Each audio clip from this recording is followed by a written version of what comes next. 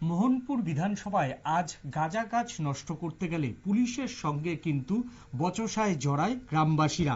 যেটা জানা যাচ্ছে যে আজ ভোর 5টা থেকে 8টা পর্যন্ত মোহনপুর বিধানসভার পোড়াবাড়ি সেক্টর এবং বরকাঠাল এলাকার বিভিন্ন জায়গায় গজে ওঠা খাস জমিতে গাঁজা বাগান ধ্বংস করা হয়।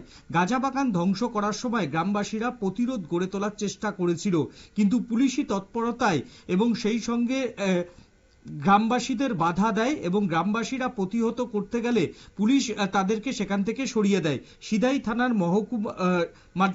সিধাই থানার অফিসার ইনচার্জ মোহনপুর মহকুমা পুলিশের আধিকারিক সব্যসাচী দেবনাথ, অতিরিক্ত পুলিশ সুপার হিমাদ্রি প্রসাদ আজকের এই অভিযানে নেতৃত্ব দেয়। কি উঠে এসছে পুলিশ আধিকারিকদের কথায়, দেখে নেব। সেখানে প্রায় 50,000-এর উপর আমরা প্রায় ম্যাচিউর গাঞ্জা ট্রি ডেস্ট্রয় করেছি আমরা।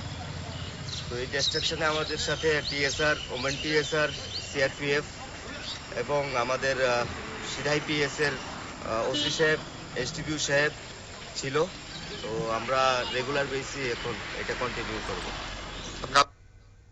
আমরা শুনছিলাম আজকের এই অভিযানে পুলিশের সঙ্গে সিআরপিএফ এর জওয়ানরাও কিন্তু ছিল এবং সেই সঙ্গে টিএসআর বাহিনীও কিন্তু ছিল।